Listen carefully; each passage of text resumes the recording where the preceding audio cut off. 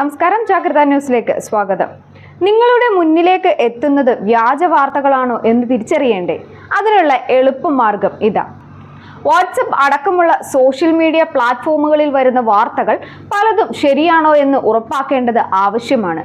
PIB fact check മുഖാന്തരം ഇത് തിരിച്ചറിയാൻ സാധിക്കും. PIB ഫാക്ട് ചെക്കിനെ ആശ്രയിക്കുന്നവർക്ക് ഇമെയിൽ മേൽവിലാസം വേണം. ജോലി അവസരം, ലിങ്കുകൾ, ചിത്രങ്ങൾ, ഡോക്യുമെന്റുകൾ തുടങ്ങിയ രൂപത്തിലാണ് വ്യാജ വാർത്തകൾ പ്രചരിക്കുന്നത്.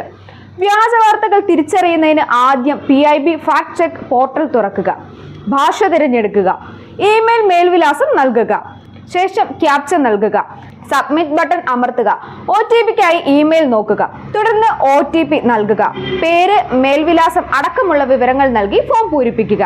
വ്യാജ വാർത്തയാണോ എന്ന് പരിശോധിക്കേണ്ടേ? പ്രചരിപ്പിക്കുന്ന മെറ്റീരിയലുമായി ബന്ധപ്പെട്ട വിവരങ്ങൾ കൈമാറുക.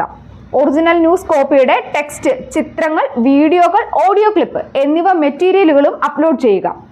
വിവരങ്ങൾ നൽകിയ ശേഷം സബ്മിറ്റ് അമർത്തുക. PIB പരിശോധിച്ച് വിവരം ഇമെയിൽ വഴി നൽകും.